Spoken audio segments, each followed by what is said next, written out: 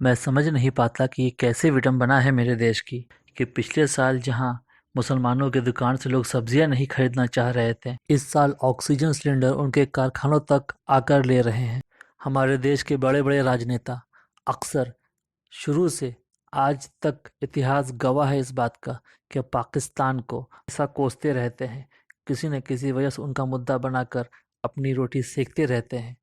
मगर आज पाकिस्तान के पूर्व क्रिकेटर शोएब अख्तर ने पूरी दुनिया से हिंदुस्तान की मदद की अपील की है। उन्होंने कहा कि ऑक्सीजन व अस्पताल का संकट भारत पर बहुत गहरा पड़ा है। धर्म नस्ल सब भूल कर इंसानियत की सेवा करे।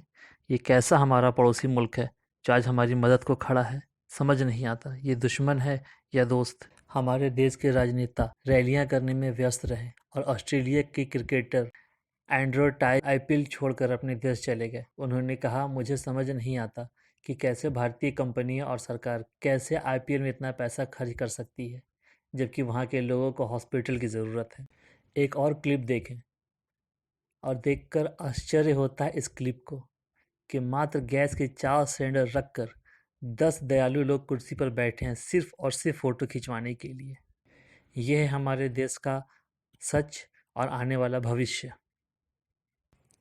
आजकल सोशल मीडिया पर एक तस्वीर बहुत वायरल हो रही है जिसमें यह साफ देखा जा सकता है कि एक मुसलमान हिंदू के शव को अग्नि दे रहा है। ये घटना बताई जा रही है मुजफ्फरनगर के अनुभव शर्मा का अंतिम संस्कार मोहम्मद यूनुस ने किया। जिस दिन धर्म के पाखंड को समझ आ जाएगा उस दिन रेत की सारी दीवारें ढह जाएंगी। बिल्कुल सही है। और आज हमारे देश को इंसानियत की ज़रूरत है, ना कि ऐसे गद्दारों और ऐसे घटिया सरकारों की। दोस्तों, एक और क्लिप देखें। ये दिल को दहला देने वाला, रूह को झंझोड़ देने वाला क्लिप है।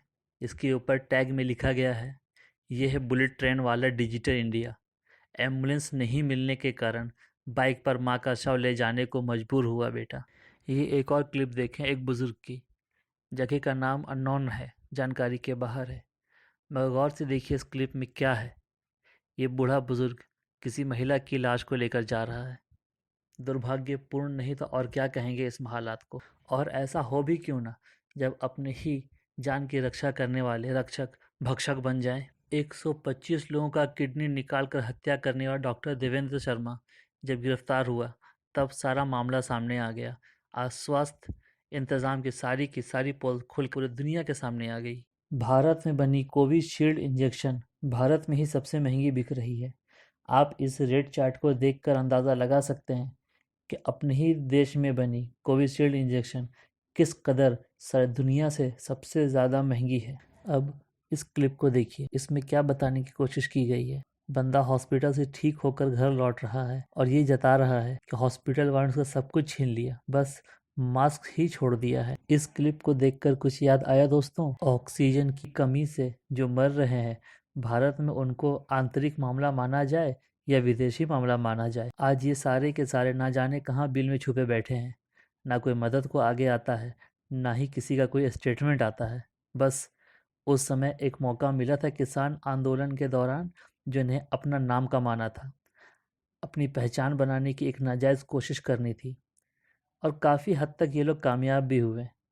आज देश को इस मुश्किल स्थिति में खड़ा होता देख दिल को बहुत तकलीफ़ होती है कि पिछले 7 सालों में हमने क्या किया, हमारी सरकार ने क्या किया। बड़े बड़े वादे किए गए, डिजिटल इंडिया बनाएंगे, बुलेट ट्रेन लाएंगे, मगर कभी किसी ने ये ना सोचा कि हमें हॉस्पिटलों की ज़रूरत पड़ सकती है, अच्छे स्वास्थ्य की ज़रूरत पड़ सकती है। बस सब होड़ में लगे रहें। अगर इसे विकास कहते हैं तो मुझ जैसे एक आम आदमी को नहीं चाहिए ऐसा विकास। मैं माफ़ी चाहता हूँ इस तरह की क्लिप्स और इस तरह के अल्फाज इस्तेमाल करने पर, मगर ये उतना ही सच है जितना कड़वा नीम और करेला होता है। मैं नहीं जानता मेरे इस वीडियो क्लिप्स को देखकर किन किन को बुरा लगेगा, किन किन को तकलीफ़ होगी, मगर दोस्तों सच कड़वा होता है। जय हिंद, जय भारत।